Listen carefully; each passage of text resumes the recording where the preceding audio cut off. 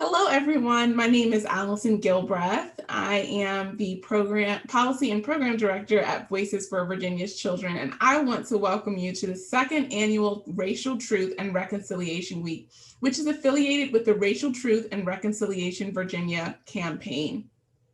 The mission of Voices is to champion public policies that improve the lives of Virginia's children.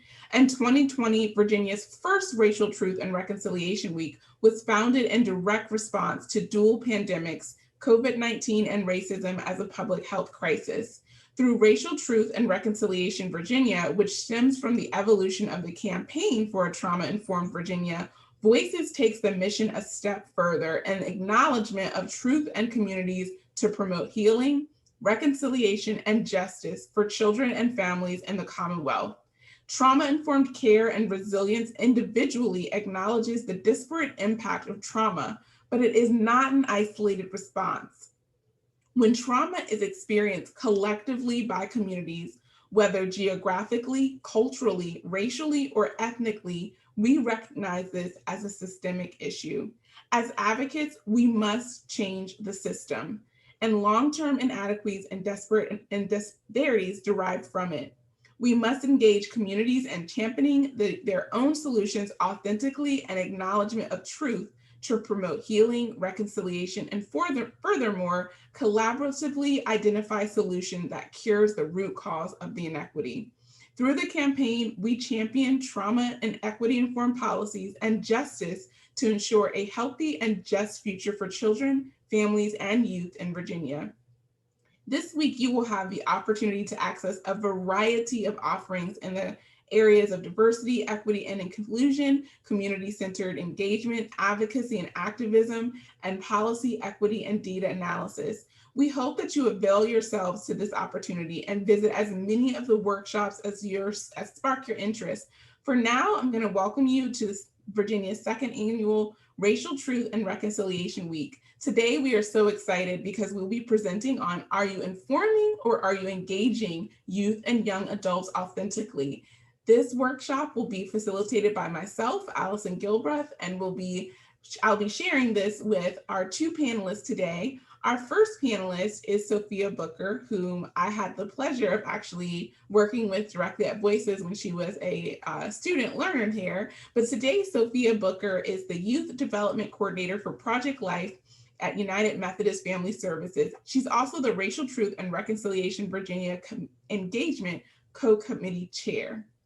Also joining me, another student I actually previously had, is Sophie Fontaine. Sophie is currently the Youth and Young Adult Program Coordinator at the National Alliance on Mental Illness of Virginia, also known as NAMI, and she's also the Racial Truth and Reconciliation Virginia Engagement Committee Co-Chair. So I welcome the two of you today to this panel. And we are just so excited for this conversation. I think a lot of young people want to work with organizations. They want to have their voices heard, but then there are a lot of organizations that aren't really sure how to get it right. Or maybe they are working with youth and they want to do a better job. Or maybe they're working with youth and they're recognizing, hey, we haven't done this in the way that we wanted to in the past. So I invite folks who are watching this event live to first, you can tell us where you're listening from. Are you in Richmond? Are you in Southwest Virginia? Are you in Northern Virginia? Are you out of the state completely? And then tell us in the comments why you're watching today. What brought you to this table? Why do you want to learn more? That way, when we're going through, we're able to pull some questions through. We'll answer some questions towards the end. And of course, welcome to this conversation. They have their beautiful virtual backgrounds. Mine isn't working today, so you get to see some of the fun stuff that I have, like my Peloton bike there in the back. Yes, I do enjoy that. So I'm going to go ahead and get us kicked off. And if you all want to just say hello to everyone. Hi there. Hello. Nice. All right.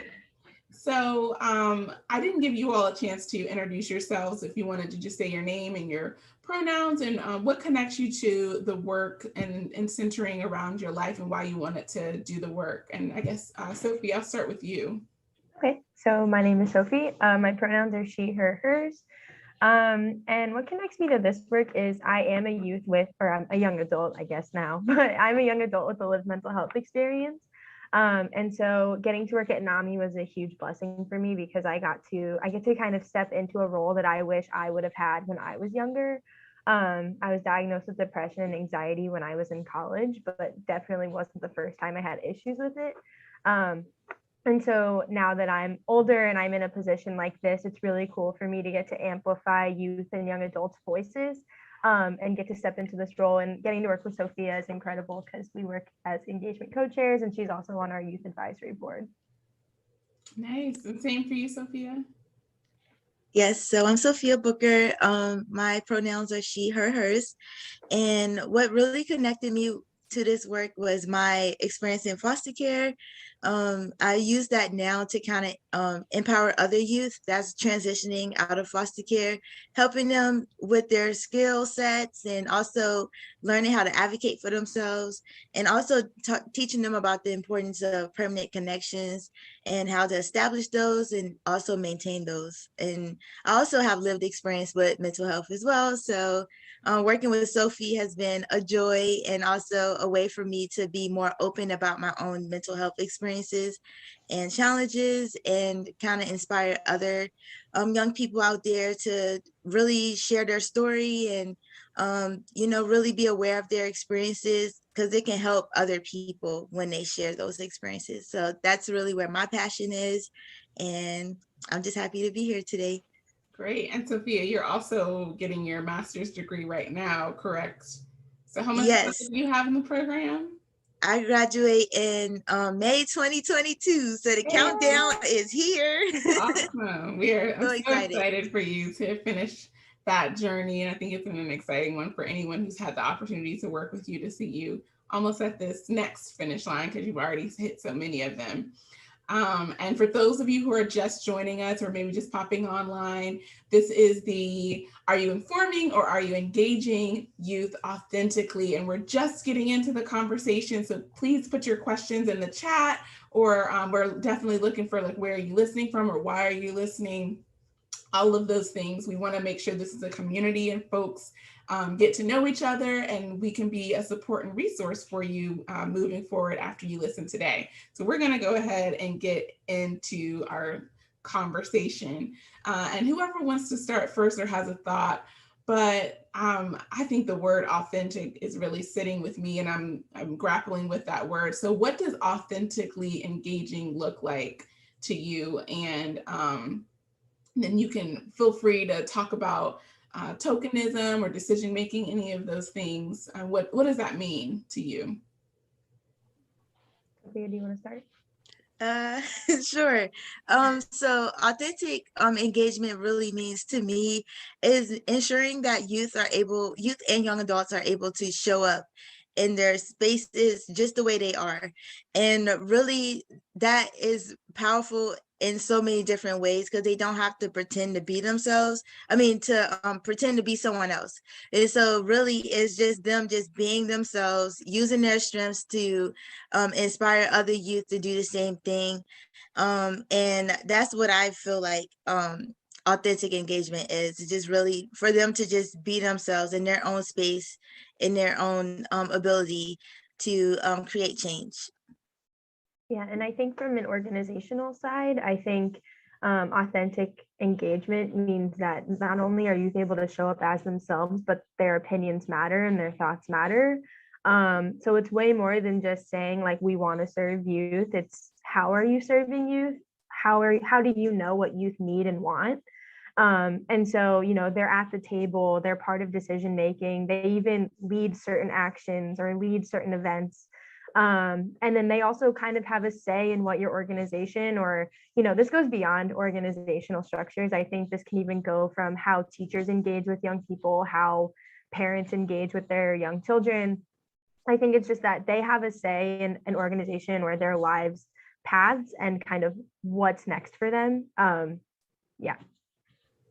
That makes a lot of sense to me. And I think one of the things that sometimes organizations can really struggle with is they want that, but then they end up inadvertently treating young people like a token, or at least the young people who come to those tables feel like a token. So first of all, let's define what tokenism is. And I think we might all have a different definition of that. I certainly can speak to it from my personal standpoint. But can you describe what that feels like, and how would an organization know if they had treated or inadvertently treated a group like a token? I can go first. So definition wise, tokenism is essentially you are using someone as a placeholder in a way to say, perfect example would be having a young person on your board. That's great, but what are they doing? How are they getting to bring their experience to the table? And not even just that, but are they being heard? Not even just listened to, are they being heard? Are their opinions and their feelings and their experiences being utilized for change? So tokenism for me, I've experienced it as a young person going to these meetings and feeling very dismissed because I am young. And it's kind of confusing because it's, don't you want that young adult, young person perspective?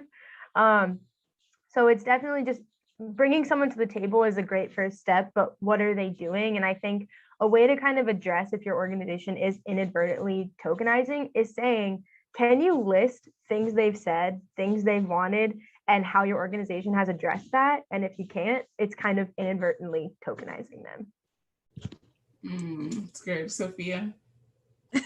Yeah, no, I totally agree with that, everything that Sophie said. And as she was talking, some of the things that came to mind for me is like going to that same youth over and over and over again. And so, yeah, that's great that that youth may have like a lot of leadership skills and be able to present themselves in different spaces, but also like giving other youth a chance and an opportunity to take advantage of those opportunities as well, and not just really just having them at the table, right? Like Sophie said, just really engaging them. I think a lot of times in these spaces, people are not able, like they have them at the table, but they don't really know how to fully engage with them. So a lot of times they're just in that space, but there's no engagement as far as asking them questions, asking the youth if they understand the conversation that's going on within that space, and just really being a support to them during that time. And so I often see that a lot in these spaces. And so just teaching like professionals how to really support youth in those spaces and learning how to like ask them questions. And if the youth do have questions, just being a support for them and just helping them tap into their strengths, enabled for them to be able to really, share their voice in those spaces. Thank you. If you're watching this, have you ever experienced this, or how have you had to bring folks together and say, like, this is what we're doing and this isn't right? Can you share those comments or how you overcame it or how you addressed it? Because it's so important. One of the things that you said is going back to the same young person time and time again. I think that can be very challenging. And maybe you're in a situation where you're so impressed by that young person that you want to include them in everything. Well, there's a way to communicate, I see you, I think you're so valuable, but maybe there's another way to connect them to another opportunity so that you're not going back to them and you're not giving other young people the opportunity to learn from you and to, or learn together really, because often we learn more from young people than we teach them. But let me move us along here. So what would a system that had young people involved in all aspects look like? And whoever wants to jump in. I think for me, I would say that a system would look like tapping into the strengths. I'm using that a lot because I think sometimes when you see youth in different spaces, especially in leadership roles or just as we like call on youth all the time to be that voice for young people, we often see them like speaking during certain events, or they may like go to the General Assembly to speak on behalf of other youth or serve on a work committee and things like that. But there's other ways that those youth voices can be expressed. And so it can be through art, it can be through, them writing a letter, it can be through multiple ways of communication, whether it's social media, just really like broadening our perspective of like how we can really engage youth and that tapping into that a little bit more. So ideally, I think a system would look like, not the typical youth leader, but like really tapping into all youth strength and doing that effectively. That makes a lot of sense. Yeah, and I think kind of just like building off of that too, I think like Sophia said, not only just having them like at the forefront of something, like having them speak at conferences, but like how are they being engaged outside of those big events? Because we get a lot of those conferences and a lot of these things where maybe a youth leader or two are there, but like what are they doing after that? And I think like the biggest sign for me that a system is open to young adult or young engagement is openness to the fact that just because something worked in the past doesn't mean it's going to keep working. I think we've seen like last summer is a perfect example of how young people are not just accepting things as is anymore. Sure, things may have worked in the past, but they're not working anymore. And I think that's something that young people have been so at the forefront with. And like, we use the word resilient a lot in young people. And I think it's so true that they've taken these experiences and not just accepted them as is. They're saying, okay, well, sure, that's how things were, but how are we going to make that better? And so I think a system that's very open and honest about, we understand that this is how things have been in the past, but we're open to change, and actually bringing young people to the table and saying like, what's a change you want to see? How can we do that? Like making them centered in that mission. I think this goes way beyond just beyond young people. I think systems as a whole need to be way more open and bringing people Absolutely. to the table. And I think honestly, like that's how I know that a young, like an organization is open to change, is by saying like, we're open to youth engagement, is saying we're open to changing and we want to hear from you and actually hear from you, not just say it and then not just put you a survey and then just walk away. I think that's so true what you're both saying. It's one thing to say we're looking for a young person to be involved in this aspect of this particular event. The question really is, are you ready to change the way you do business as usual? Are you ready to hear your program hasn't really been effective for young people for a long time? Are you ready to evolve and change? Because if you're not ready to involve and change, then you're really not ready to have your youth engagement. It's just going to be frustrating on both ends. And then you're going to be sitting around figuring out like, why didn't this work? And the real reality is that you weren't prepared for the system change that often is needed for youth to feel like they really were involved, and often have ideas that you don't have to do that. So I think that makes a lot of sense to me. And I guess if you're watching in the comments, can you let us know, like, how does it feel to be ready for change? When do you know your organization is ready for a change, or what things do you have to work on first before you can do that? And moving us along to, what are some things that organizations or individuals, because also the thing is when we talk about systems are made of people, and we often forget about that. So it's both, it's the yes and. What are some things that can be done to make an inclusive and collaborative space? I can start. I think one thing is, like we've been saying, like being open about like your willingness to change, and also a commitment to knowing that youth engagement is not like a 5-step process and then you're just kind of done. It's a long-term commitment, and I think like that commitment needs to be very visible and very clearly stated, that like it's not just we're not just trying to check a box and move on. And that's the other thing. I think like making a plan and sticking to it, but also with the understanding of, like we've been saying, like things change.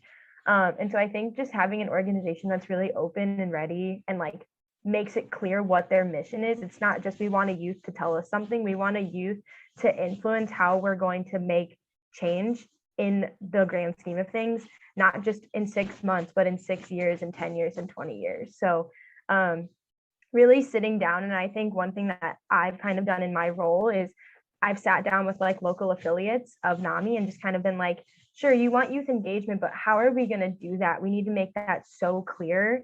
And so we've sat down and made engagement plans and like, pushing them onto social media because that's where young people are. And what do young people need in the pandemic? Because honestly, Sophia and I were having a conversation a few weeks ago about how much of like the brunt of the pandemic that people in high school and college had to bear. And it felt like they were ignored a lot of the time until they started saying like, hey, we're here. I graduated in a recession. So I think making it really clear that you want to hear from them and also like how you're going to do that is the best first step into making an inclusive space. I love that. Go ahead, Sophia. Yeah, no, I totally agree with that.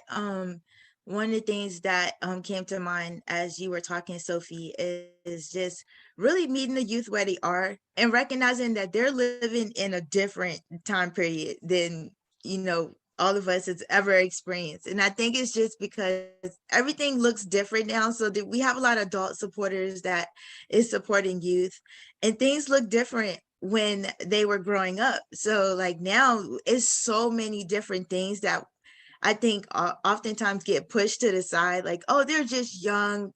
Oh, we had to do this when we were younger. But it's like, it's so many different things that's on young people's plates right now. And as you said earlier, Sophie, like, it's a lot of things that we're not like saying, we're not accepting anymore. And I think that's powerful because it's like, we're not accepting the status quo anymore. We want a change for a better future for all of us. And I think young people are starting to speak up about that. So really just to make it inclusive, just really understanding where the youth is coming from. What do they have on their plate right now? What are some of the things, like we're dealing with a pandemic, all of us are dealing with a pandemic, but especially for the youth, they have like social media, they have so many different things that is like piling on top of that, and they have to process through all of that, and that's a lot. And so just really understanding the weight of the world that's on youth and young adults shoulders, and really kind of like develop solutions and develop ideas on how to work together from there, and just really meeting them where they are. So utilizing social media, I know that could be scary sometimes, but it's actually really a good tool if it's used correctly. But utilizing social media, tapping into the things that youth are interested in to really connect with them, whether that's through gaming, whether that's through artistic activities, whatever that youth is connected to, like try to be creative and broaden the perspective on how to engage with them better. This is all really good. And I'm reflecting on what both of you just said, because to me, it's like we need to meet youth with empathy instead of putting on our thoughts of what they should be doing, or I went through this at your age, or what. I think that's such a turn off to begin with for them, because then it feels like you really aren't listening to them. None of us can say that we were teenagers when there was a global pandemic. So we need to keep that in mind. Yes, we've all been stressed, but they've been stressed in different ways and have experienced the world at a pivotal time in their life in a different way than we will ever be able to truly understand. But we can try our best to empathize and then hear what the need is. If we can get that part right, then we can help them and help each other with systemic change of how we respond to pops. Most of the time, they're problems that have existed for decades, but they have different ways to solve them. That's at least what I'm hearing from you all. Yeah, I totally agree with that. And that's not to say that we don't value like people who are older than us, their experiences. That doesn't mean that at all, because we do value that. But it's like, where's the balance? How can we come together to like really bridge that gap so we're not dismissing experiences of young people? Right. It's like a mutual respect. Like we've grown up always hearing like you have to respect people older than you, but we're kind of like, wait, but don't we all deserve like a baseline of respect? Absolutely. And I wanted to also call back to what Sophia had said, that like getting like seeing young people as a full person, not just as like they are a young person, that is what they are. That's also like a sense of tokenism in a way. So like Sophia was saying, like being creative with how you're engaging is, and like engaging on things that they are interested in. Sorry, I just wanted to call back to that because I think that's another thing that people have kind of gotten into is, oh yeah, see, we have this young person, but like seeing them as a whole person and not just their one role for your organization is something. Right, or their one life experience. Yeah. Is now, that there are many reasons why they can be involved in the work. Yeah. Gotcha. And if you're just joining us, a reminder that we're talking about youth and young adults and how we authentically engage them into this work, this change-making, life-changing work, and how we can do it the best way possible. We're having some conversations in the chat, and Sophia and Sophie will try to go back to the chat later as well and answer some questions. So please keep putting your questions in there, or thoughts or responses, reactions. How have you felt as a young person at the table? What was that experience like? What could folks have done better? So this is a question that I think folks ask a lot, and we've talked about it a little bit, but how do we ensure that young people don't become exploited in these spaces?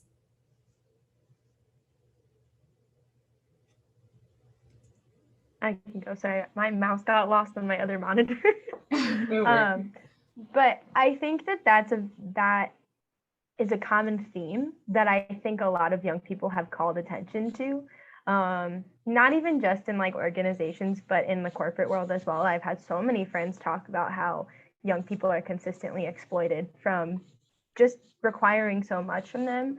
And so one thing that I think for a young person is not that they need to feel empowered, but that's kind of been difficult in a lot of structures, even that I've been in. I'm a very like timid person, and I'm very afraid to ask for what I need sometimes. And so I think creating an organization and a structure that says, like, please come talk to us. Please don't ever feel like you can't say, I can't, or I don't know, or, and kind of not only just having that for the young people around you, but the other adults in the room, because it's again, like we talked about, a mutual respect. If I see an organization where they tell me I can come to them if I need something, and then I see an employee go to them and they felt dismissed, why would I still feel comfortable to go talk to them? So it's making that part of your organization and your structure, like the center is the people. And if we see that, we're going to engage with that, because we're going to say, oh, well, I see how they act with them. So clearly that's part of the thread of this place I'm in. So I'm going to feel more comfortable. So letting them talk to you and just coming to you and saying, like, I'm really stressed. I have a lot going on. Sophia and I have both had experiences with people consistently needing stuff from us. And then when we say, I'm sorry, I can't, we get met with defensiveness or not hurtful words, but not very kind things. And even though like we have, in our professional roles, we are still met with things like this. And it's really difficult. And, it doesn't make us want to keep engaging with people if you meet us with, well, why not? Like, I said I can't. Like, I made a boundary, please respect it. So, and I think just kind of carrying that into how you interact with anybody in your organization, not even just volunteers to paid employees, to young people that are there, whether it's an advisory board role, whether it's an employee, just kind of building that into the structure. Yeah, no, I totally agree with that. I've had experiences in which I don't know if a lot of young people feel this way, but I feel like I always have to like show up like 24/7. And if I mess up, it's like, I don't know, I just carry it on my shoulders. And that's like really hard, because it's like I don't give myself that grace and that boundary. And it's like, okay, I know I'm a young professional. I don't want to mess up. Like, I want to succeed and thrive in the career that I'm in and level up. But it's like, those little small mistakes or those little things that's not really a big deal, and to me it is a big deal. I think, just carrying that weight is super stressful. So create an environment in which, young people can come to others for help and guidance, and just, just sometimes just to talk things out. I think that's super important. I know in my experience at my job, shout out to my boss, he's able to position me into situations in which really help me thrive and tap into the things that sometimes I don't really see myself unless I actually do it. And so it's like, okay, well, what can Sophia do? Oh, she is really creative with this aspect. Let's put her in this position to do XYZ. And a lot of times I don't realize he's doing it until afterwards. And like, I just remember having a conversation saying that I appreciated that, because it was like, it didn't see me as just, a young person working for the program. It was, or like a young person with their foster care story. It was like, oh, I see the skills that Sophia has in addition to her foster care story. Let me tap into that so she can see that too. And that's like super empowering. And so just having those spaces in which youth and young adults are able to kind of thrive in those spaces is really helpful. That was all really valuable information for me, even to hear.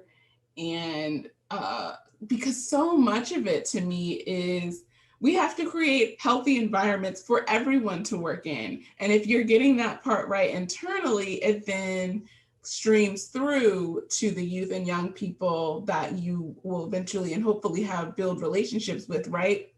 Because Sophie, what you said is like, if I see the way an employee is treated at that organization and it's not respectfully, or they're dismissed their idea, why would I want to share?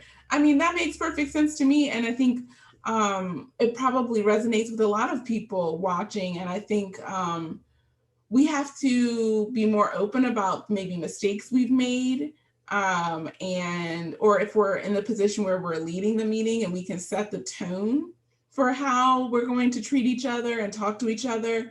That is important too, and an important role for anyone who is convening a group. But I think these are sometimes the little things that people just don't talk about. Like this is the unseen. You're not seeing that that young person is frozen because they don't want to speak. Maybe because you're all speaking in acronyms. Maybe it's because you are someone who they think is maybe higher above them or is a paid employee said something and then you just pushed it to the side, and how that immediately shut down that young person's thought that they were thinking about bringing to the table, but now they're like, well, can't even do it, why can't I?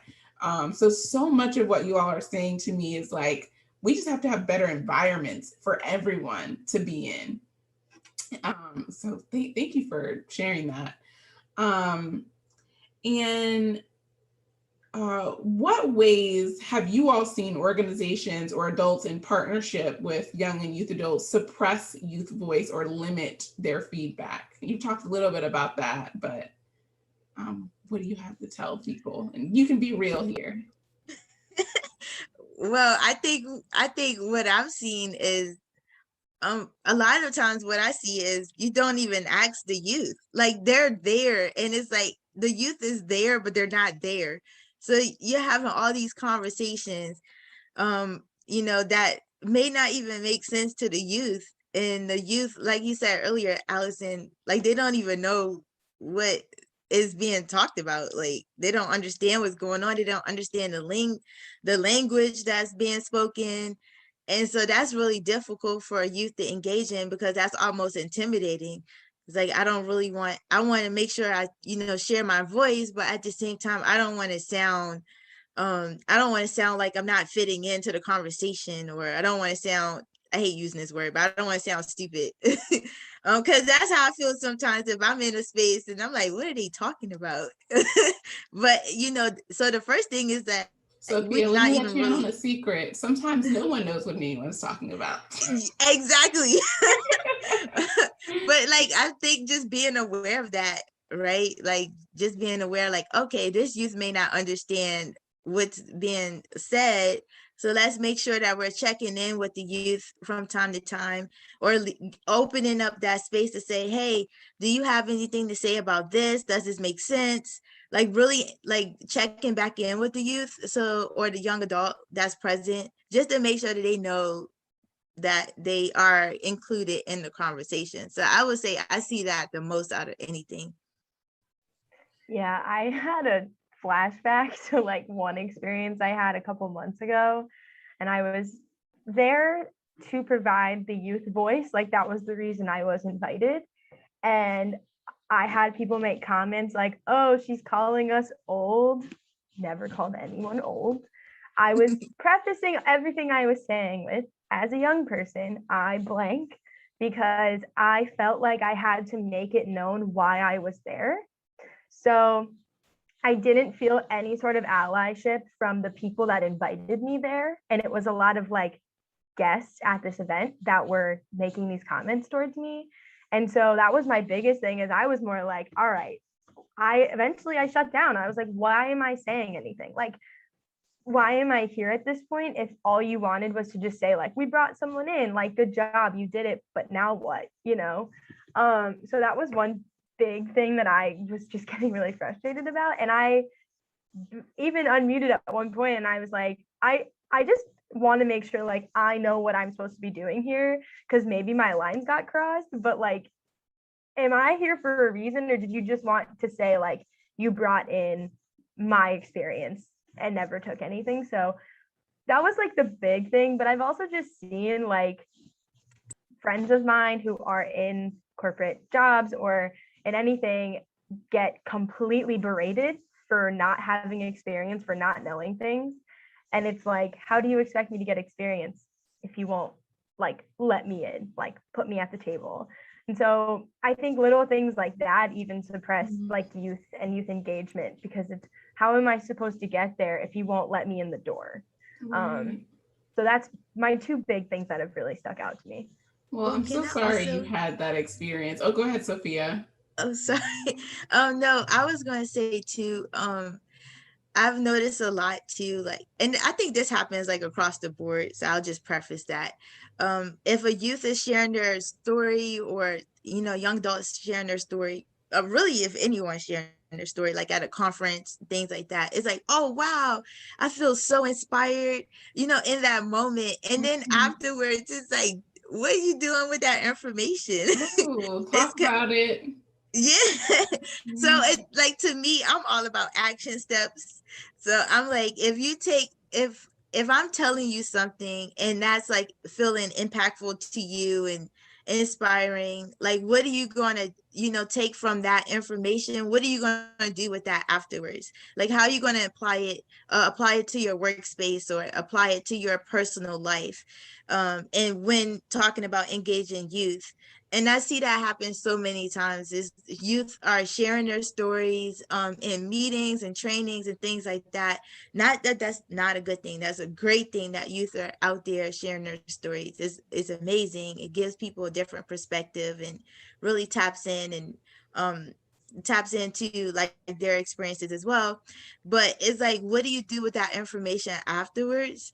And that's like the biggest thing I see too, is like, you know, you're feeling inspired in the moment and then nothing happens afterwards. And so I think, like, really, if we're talking about youth engagement and really being engaging, is like take notes when a youth is sharing their story, and like if it applies to another youth that you're working with, like see how that can help you know, your organization or your practice, or how you're engaging authentically with others. Wow. Oh, this is just, first of all, if you are just so, if you have gotten something out of this, click the like, love, share button, because other folks need to hear this and be inspired. But um what is impacting me right now is when you said that, oh, I'm so inspired. And then it's like, well, let me go ahead and get my bag and go to my next meeting. Like, would you expect, if you went to your doctor and you said, these are all the things that I'm experiencing and the symptoms I'm experiencing, and they just said, wow, I'm so glad you shared that with me, and said, well, I got it 1 o'clock. So I'll see you. You would be like, no, why did I come here? I came here to tell you these things so that you could act, you know, whether it's personally or on a bigger level. And I think about like when I giving feedback to, if I give feedback to a professional, I expect for them to do something about it. I expect for them to either change something or do something. And I think one of the things that happens is a professional might make the assumption, well, they don't know how hard it is to actually change that. Well, they don't know what it's really like. They don't, and that's never the case. They often do. They know all of the barriers because they've experienced it. They're saying, let me help you address those barriers. And I think, Sophie, what you were talking about, sometimes like they just don't think you have enough experience, or often young people know it better than other folks, the obstacles, and they have more, sometimes even greater energy to address those things, and they want to work in partnership with folks who may be doing the work a little bit longer. And sometimes folks need to be honest with themselves and say, I'm burnt out. We see that all the time, especially in the helping profession, is people get burnt out. And so like, don't put yourself into a situation where you're going to be working with young people and you already know you're burnt out to begin with. Like, that's not helping anyone. So let's do kind of the reverse of that, and think about, okay, if you are working in these spaces in partnership with youth and young adults, how can you uplift and encourage authentic engagement with them and with professionals who are doing or trying to do the work? If you're a professional that's doing that, keep doing it. Sometimes it's trial and error. Like Sophie said earlier, sometimes things work. Sometimes those things that work don't work, maybe months down the road. So you have to, in this field, you kind of have to flip it and reverse it. I'm Missy Elliott. Anybody who know that reference. So sometimes you have to really be flexible and have to adapt to the changes. And also, like, if you have the ability to really explain things to youth. So if it's something that the youth is asking for, not just saying no, but just explain why, because that helps them understand. It's not saying, oh, I shouldn't have to explain anything to a youth because they're a youth. Like, no, they need to understand what's going on. They need to understand the processes that goes into whatever they're asking for. So it's not saying no, but it's more so like, okay, yeah, we can do this, but this is the process that we have to go through, or this may not work because of XYZ, but here's another way for us to use this, or to approach this in this way. So it's all about just meeting them where they are, because that way you are showing partnership. You're not just cutting off the connection. It's more so like explaining what's going on, because they don't know. And so if they don't know, we need to explain it to them in those ways. So that's like some of the things that I could think of just from previous topics that we talked about before during this time. Yeah, and I agree with all that. And I also think like empathy plays a huge role in this. And if you are not strong in empathy, start. Like, I have had so many people come to me and be like, I remember when I was a teenager, blah, blah, blah. And I'm like, okay, use that. Use that. Remember when you were a teenager and a teacher would tell you that you didn't know what you were talking about or whatever. Like, how did that make you feel? That made you feel terrible, made you feel insecure. It made you feel all these things. So why are you, now that you're not a young person anymore, gonna be the same way? So that's kind of like the biggest thing I do when I talk to people who want youth engagement, and they're like, I don't understand why no one wants to engage with us. And I'm like, well, like, when you have had youth engagement, what has that been like? And they're like, oh, well, they'll come to a meeting and then they never come back. I wonder why. And I love that you said, I wonder why. If that keeps happening, you're the common denominator. Right. It's not them, it's you. And like, it's kind of like people back themselves into a corner, right? Like, I've noticed this so many times where they want youth engagement. So they'll come to me and be like, we want to start a youth group. Perfect example. I get it all the time. We want to start a youth group. We had a youth group a while ago, and then people stopped coming. And I say, okay, well, what was the feedback? Oh, we didn't ask for feedback. Okay, well, there it is. Like, there it is. And then they've kind of backed themselves in a corner now where young people are probably saying, oh, I've done a youth group with them and it didn't go well. So now you're kind of stuck. You're like, well, how do we do this? And that's when that commitment comes back in. And that's when your commitment needs to be very, very clear and very, very open and honest, saying, hey, we tried this, it did not work. We want to hear from you to make sure we'll make this work for you now. And, I think one thing is, a lot of youth groups are like, oh, it's led by a peer. That's great.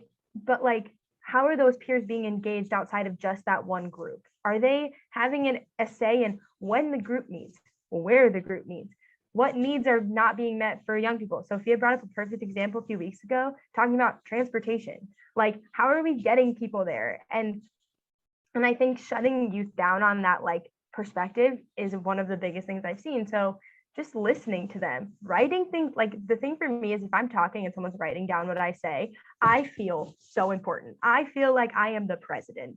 And so like taking notes, like listening to them, having them around, like putting them in decision-making positions too. Like if your board is meeting, ask if young people want to join. Just come and watch. And if you have something to say, like, let's give you a space to say it. And, going back to my example of the opposite of this question, be an ally. If you want a young person there, shut down those comments, stop that commentary, and ask that young person ahead of time, like, what are you comfortable with? What do you need from me? How can I make this a more comfortable experience? Because being the only person that looks like you in a room is really uncomfortable and makes you feel belittled in some way, even if it's not intentional.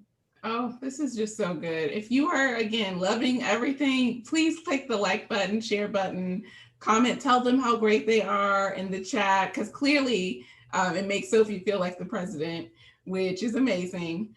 What you just said about writing things down and taking notes and how much that makes a difference, everyone needs to hear that because it's something that's not verbally communicated, but it makes all the difference. And sometimes say why you're not taking notes, like communicate what it is. I sometimes have to say to people, I can't sometimes give you eye contact and write things down at the same time, but it doesn't mean I'm not listening. It means I really want to make sure I remember this. I am 4 months after having a baby, and if I don't write it down, it's gone into like an abyss. So I have to write it down and communicate that. But it's reminding me how important it is to say those things out loud. It normalizes lots of things, but it also makes them not, I don't want to just make them feel, I want them to know how I feel that they're important. And I think that's what you're saying here is you might feel these things, but are you communicating it verbally, non-verbally? Did you get to the meeting on time?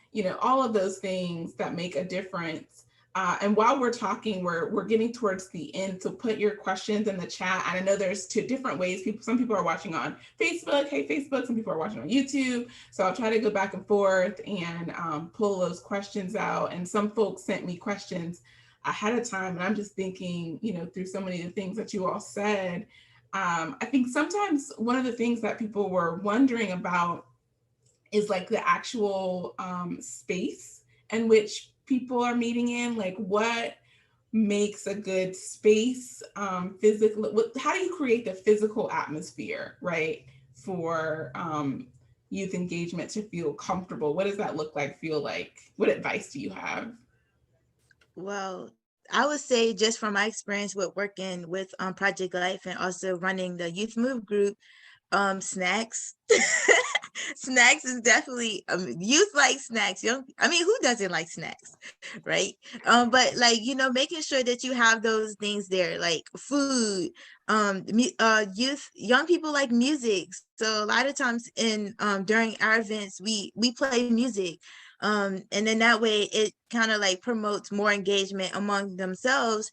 They're listening to similar songs that they like, things like that. That creates a space that's more comfortable for them.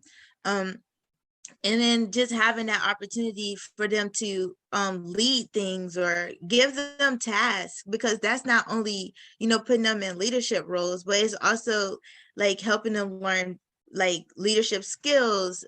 They're developing all of those skills.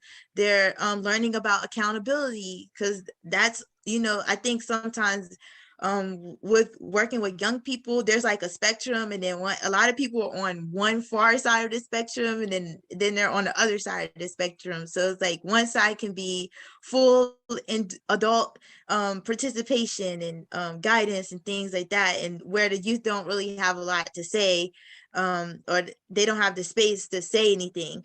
Then you have the opposite end where it's like, all right, youth, you got it. And like the youth don't really have the capacity or skills like at that stage to kind of like run that group or facilitate that conversation. So you got to find like a happy medium, and understanding that, you know, they are still learning all of those skills because they need it, especially the accountability piece. Just because they're young doesn't mean we can't hold them accountable. They need to learn those skills in an appropriate way, so when they do transition into adulthood, they'll be able to utilize those skills more and more and practice those skills. So I think creating a physical environment like that is empowering, is uplifting, and it's also a space in which they are able to be themselves authentically. I was thinking too, like it really just depends on what the goal is. So like if the goal is to just kind of get to know each other, I automatically went to dress code. Like giving a clear dress code is something like Sophia said, like holding young people accountable is fine and genuinely encouraged, because it shows them like, hey, your actions matter, it has an effect. But you know, like if I come to a meeting where it's just like a get to know you thing and the person talking to me is in a suit, I'm going to feel really uncomfortable. So like if you're just doing a meet and greet, wear jeans, tell them to wear jeans and their favorite shirt, or like a t-shirt from their favorite concert or something like that, where it's like a conversation piece. And I think for me too, something that makes me feel really comfortable, and again, I do not speak for all youth, that is the whole back to the whole tokenizing thing, but I love people's personalities. And so I love seeing photos. Like if I come into someone's office and I see a picture of their family and their dog, I have a picture of my dog right there. Like I feel like, oh, like they're a real person outside of this. And so letting your personality show through in whatever physical space you're in. I understand that sometimes you meet in like a third party area, and that's when like your dress code maybe you require people to be in suits during the workday, but if you're just coming in and you want people to get to show their personality in a way, make it like, you know, a casual dress code, obviously like being appropriate, but make that clear. Because the other thing is, when I see business casual, I have no idea what that means. Some people think business casual is jeans. Some people think business casual is slacks. I don't know. So making those things clear and also using that as a learning experience to say like, hey, when you go into the real world, these are what these different things mean for dress and for all that. Because the other great thing, and I feel like this kind of goes way back, but when you engage youth early on, that just starts that cycle of they're going to go and when they get older, they're going to meet a youth and be like, I had the best experience. They made me feel so comfortable. You need to go. My life would not be the same without X. And that starts a whole chain. And so I think creating a physical environment that makes people comfortable. Again, it depends on what you're doing. If this is a board meeting and like there's very serious business, I'm not going to say to bring a poster and hang it up on the wall. But, you know, depending on what it is, utilize that as like a way to show personality and let them be themselves. Oh, this is so good. Now I'm like, okay, everyone, I don't like wearing business all the time unless I'm going to the General Assembly. But I think those are good reminders for everyone. I think one of the things that I try to do is if like I'm providing food, which I try to every time food really is important, is to eat some. Like if you are the professional and you're saying, oh, here are the snacks, take anything you want, but then you don't get anything. The one thing that drives me nuts is when someone brings a platter of donuts and says, have any you want, and then they're like, oh, but I can't touch one. Well, what are you communicating, right? That you really can't, you know, so bring something that you're going to eat yourself so that you can join them in that part of the meeting. Because sometimes the most important parts of the meeting aren't the meeting, it's all the other stuff. So thank you for sharing that. And thank you for saying like, you don't know what business casual means. I think I've accidentally put that in emails before. So now I'm going to check myself and be like, let me be more clear just in case I have a different view of business casual than other folks.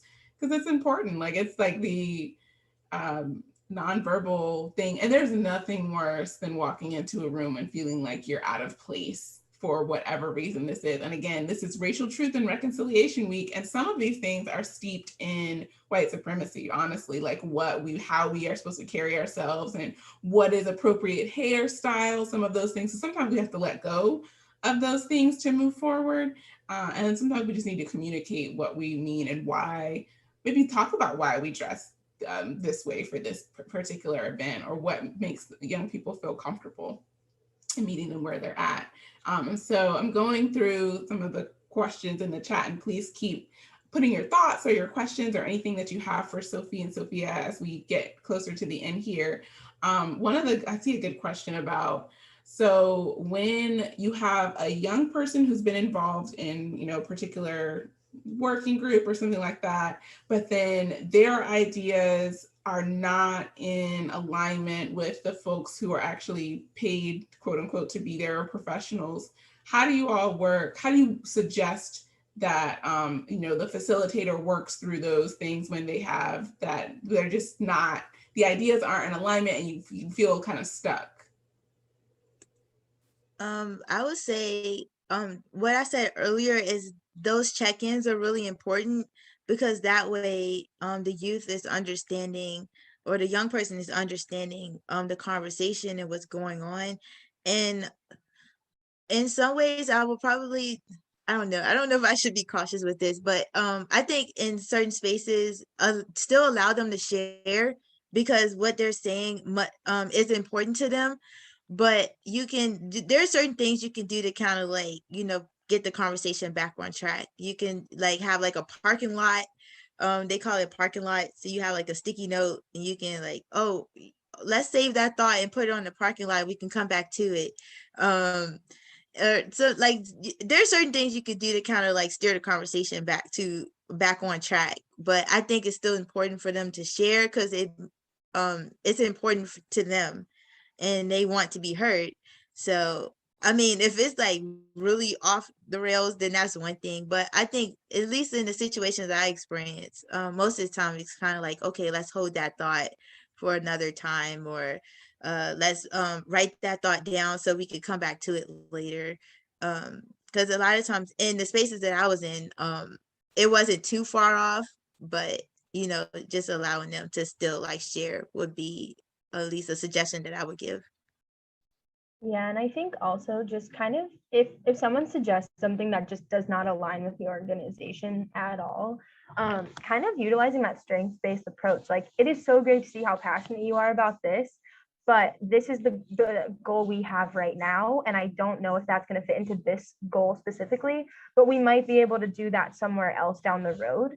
And not making them feel dismissed or forgotten, but also saying that is great, it's just not possible right now, and here's why. Or that's great, but that's a little outside of our wheelhouse right now. And I think, all three of us being at nonprofits, we understand that mission creep is really, really easy to get into. And I mean, all three of us are in very broad areas of, social services and human services. So it is really easy, but I think that's the time to say, hey, actually, I have a friend, or I know someone at this place who actually may really like that idea.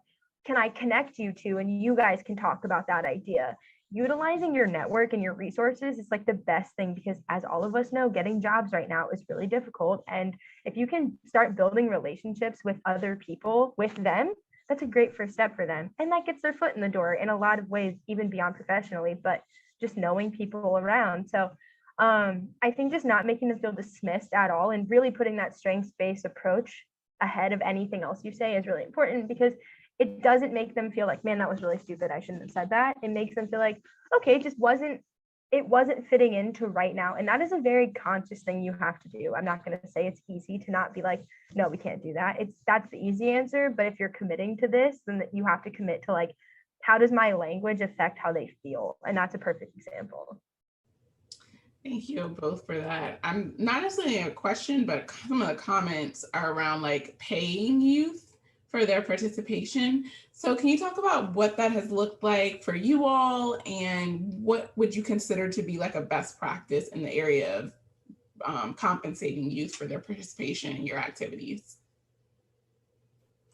So I would say I think is a great idea to give compensation to youth, because that it makes them feel valued as a person. Like, we get paid to do the work that we do as young professionals.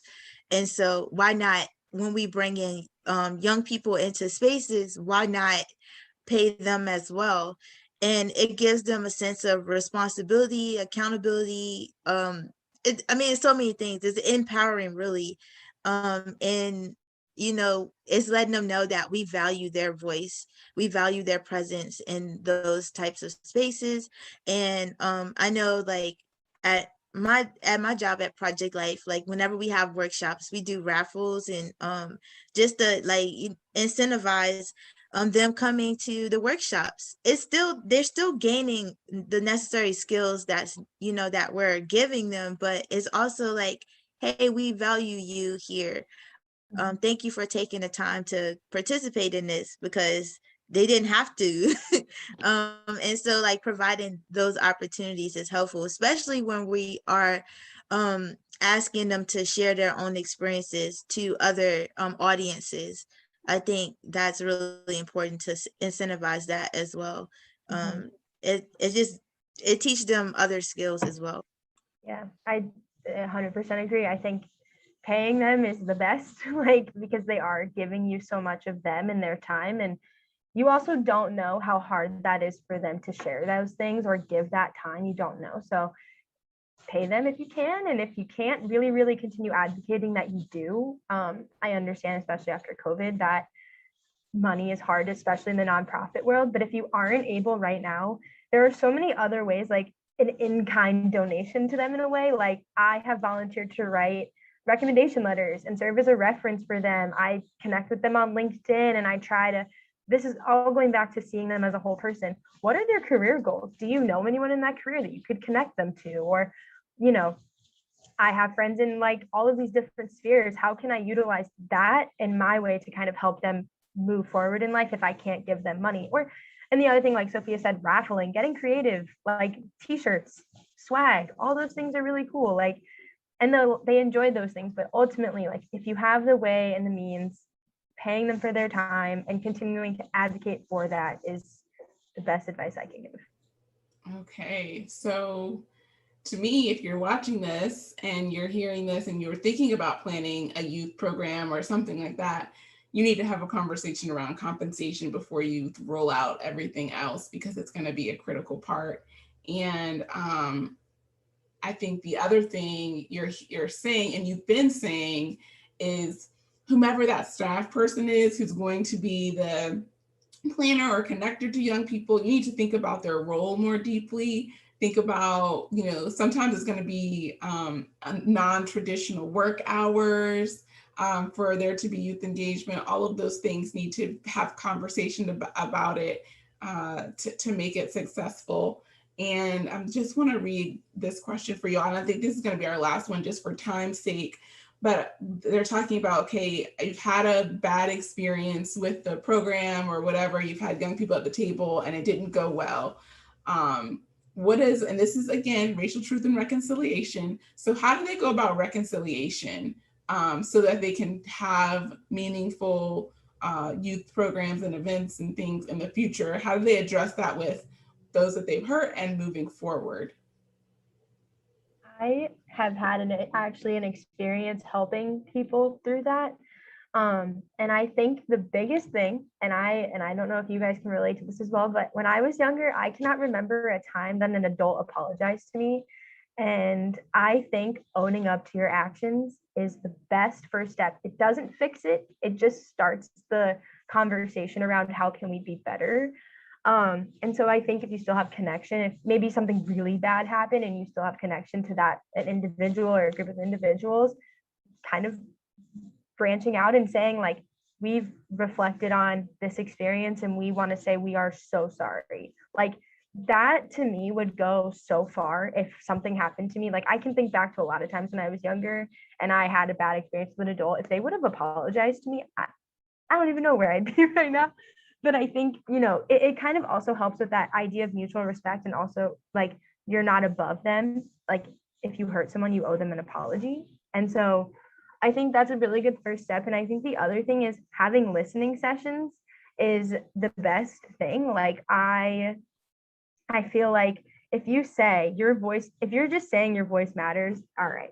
If you say we're doing 3 sessions where it is all about you and your needs, and you sit there and you listen and you are engaging by like taking notes and responding and not being defensive, but responding in the way of, I really like that idea. Could we talk offline about how we can make that happen?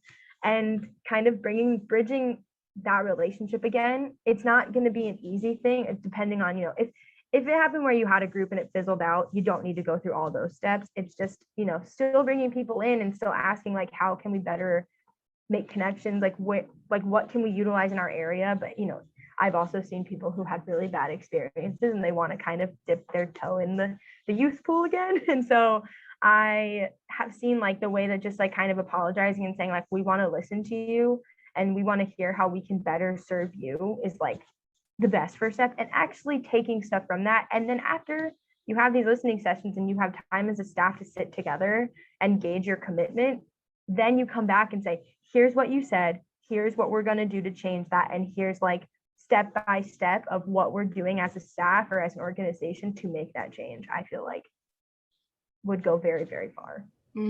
What you said, I think if you're watching this, put in the comments, did you ever hear an apology when you were a youth or young adult? That is an important question. Let us know in the chat. Have you had that experience? What was it like if you have, or what would it have meant if you did hear that apology from someone, and how we can model that? We often don't even apologize to each other as adults, or why don't we apologize to youth and young people, right? We treat them like they're indispensable. We're dismissive. We don't get held. They don't hold us accountable in the ways that we might hold the way an adult might hold us accountable. And so those are really important. And Sophia, I think you were going to add to that. Yeah, no, I totally agree with Sophie. That was like one of the things I was going to bring up, is just like that apology piece, because not only is that important, but it also shows as a program, as an organization, that you are trying, that you are like aware that, you did, impact this person in that way. And you're trying to reconcile that and change the past. And so that says a lot just by apologizing. But what says more is like those action steps, as Sophie mentioned, but not only creating those steps and those solutions, but bringing youth into that process, so they can be a part of the change. And so that way they can also see what's going on, and then they can contribute their thoughts and ideas, and that can be incorporated into the solution. So I think, the apology thing is super important, just because it really shows as an organization that you do value the youth and the young people that you are serving. And you're trying to make it right, and you're trying to make it in a way that is inclusive, that is engaging, that's empowering for youth and for the adults working with the youth as well. So yeah, definitely, I agree with that. That's so good. And I think I want to make sure to say it's important to apologize directly to young people in the moment sometimes. If you miss that moment, making sure you circle back to them. If I think you have those listening sessions and you realize that your organization has caused a lot of harm over a long period of time, it might be the opportunity to make a public apology.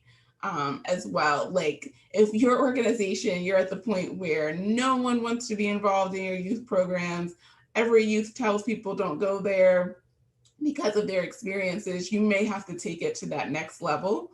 And so those are things to consider for the future, for so that you can be involved, because youth want to be involved and included. They just want it done the right way. And maybe it means a reconciliation and recognizing and talking about maybe different people. Sometimes the challenge is like you're coming into a role and someone else had been there for a long time, but you still have to reconcile with it, those things. So Thank you to those of you who have been engaged in this conversation and watching today. We will, all three of us will go back and read some of the comments and things that we weren't able to answer. We will chime in on the chat, or our organizations are plugging things in for us as we talk. And then Sophie and Sophia have created a wonderful 2-page document with tips on how to engage youth authentically. And we will link that in the comments here. One of my colleagues is going to do that for me now, but it'll also be posted on our website on the Racial Truth and Reconciliation Week page on the vakids.org website.